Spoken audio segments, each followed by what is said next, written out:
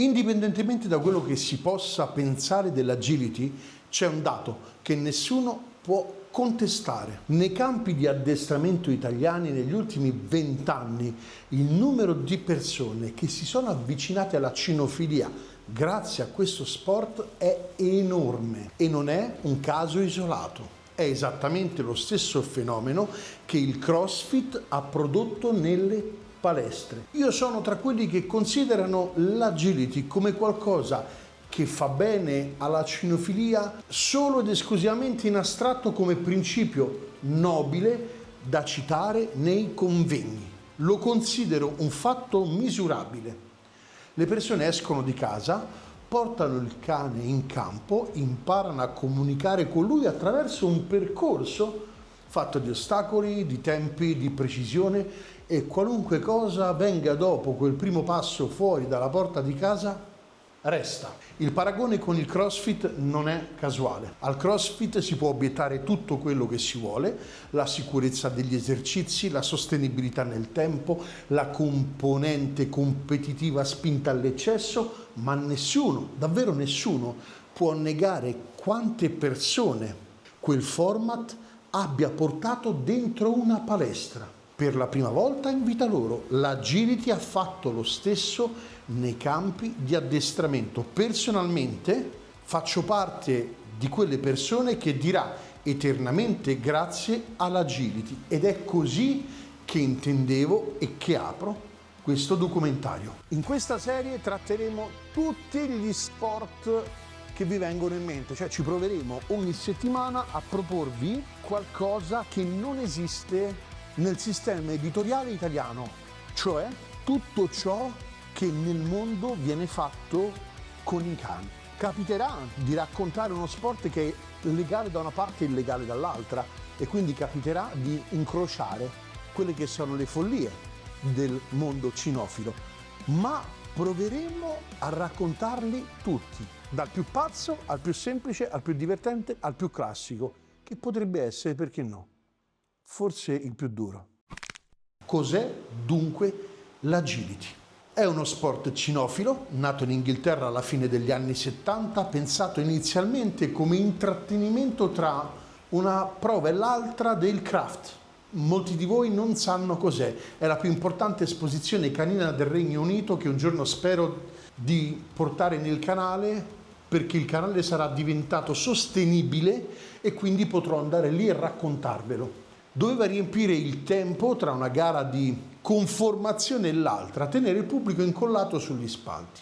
Da lì è diventato uno sport strutturato, con federazioni, regolamenti, categorie di altezza per i cani, gare internazionali. Il principio di base è semplice: il cane deve percorrere un tracciato composto da ostacoli diversi, salti, gallerie, lo slalom fatto di paletti, la bascula, il tunnel rigido e quella a manica a vento, tutto entro un tempo stabilito e senza errori di percorso. Ma il dettaglio che sfugge a chi guarda una gara di agility per la prima volta è questo: il cane non decide nulla. Ogni curva, ogni ostacolo, ogni cambio di direzione è indicato dal conduttore, che corre a fianco del percorso usando il corpo, la voce, la posizione delle mani per guidare il proprio compagno. L'agility in un certo senso non è una prova di velocità del cane, è una prova di comunicazione tra due specie diverse, il tutto cronometrato. Questo spiega perché l'agility abbia attecchito così velocemente anche tra chi non aveva mai pensato di avvicinarsi alla cinofilia.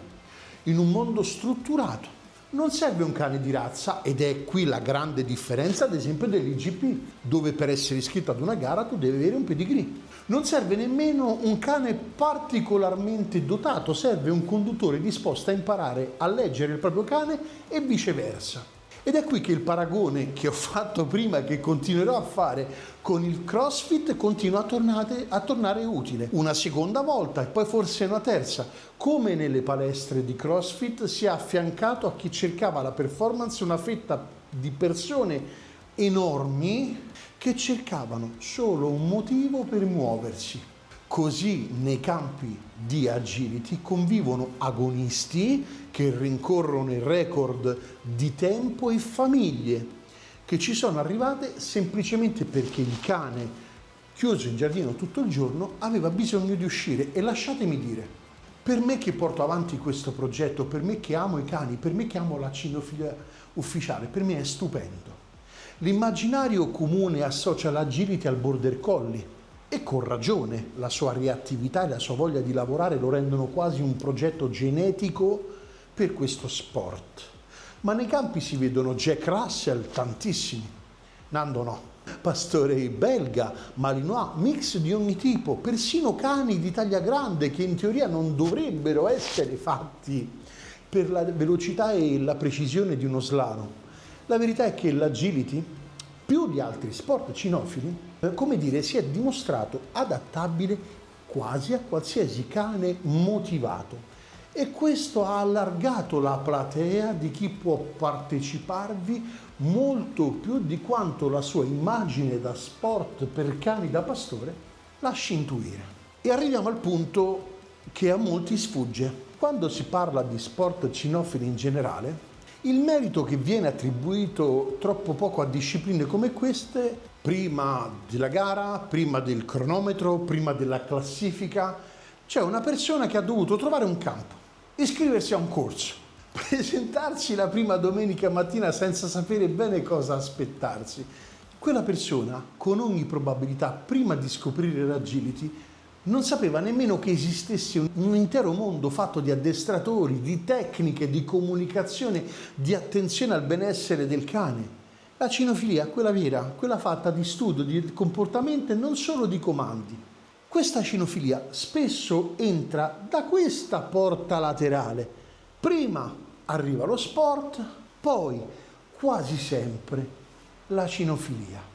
Non è un caso che moltissimi istruttori cinofili italiani abbiano iniziato proprio così, portando il cane a fare agility per gioco e scoprendo strada facendo che dietro quel gioco c'era una materia intera da studiare. Resta un dato alla fine di questo. Nato come riempitivo tra una prova e l'altra in una fiera inglese di quasi 50 anni fa, l'agility oggi riempie campi di addestramento ogni fine settimana in tutta Italia, di persone che senza quel percorso fatto di ostacoli e cronometro probabilmente sarebbero rimaste a casa. Ecco, se non vi basta questo a dire che la cinofilia è un qualcosa di straordinario, non avete un problema con l'agility, avete un problema con il benessere. Voglio dire un'ultima cosa, del tutto personale. Questo canale verosimilmente non è molto vicino erroneamente a quel mondo là. In realtà nel mio percorso personale c'è molto.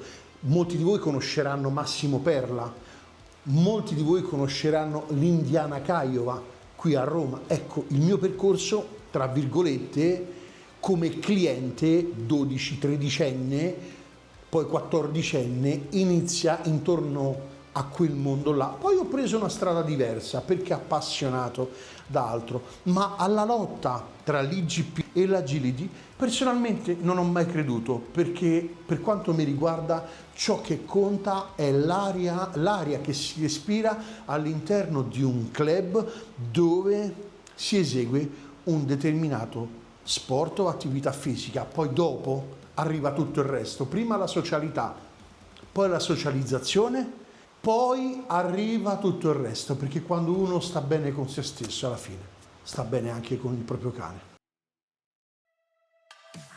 Se questi contenuti vi piacciono, sostenete il canale, abbonatevi al canale, iscrivetevi ai miei profili social, nel senso molti vivono questa community così, tanto no, a me piace proprio, fatemi domande, scrivete nei commenti, commentate, a me piace, ma soprattutto fatemi vedere che ci siete, quindi fate girare i video, tanto nel tempo abbiamo costruito una community non tossica, si escludono da solo, cioè quelli che entrano, il cane mio, quelli si escludono da solo, quindi seguitemi su LinkedIn, su Facebook, su Instagram, ho un canale Telegram che si chiama Emanuele Artibani, ho voluto dare un nome originale. Seguitemi dappertutto, tanto sapete come trovare, cercatemi e seguitemi. Magari fatemi anche riconoscere, perché è una cosa che mi fa particolarmente piacere.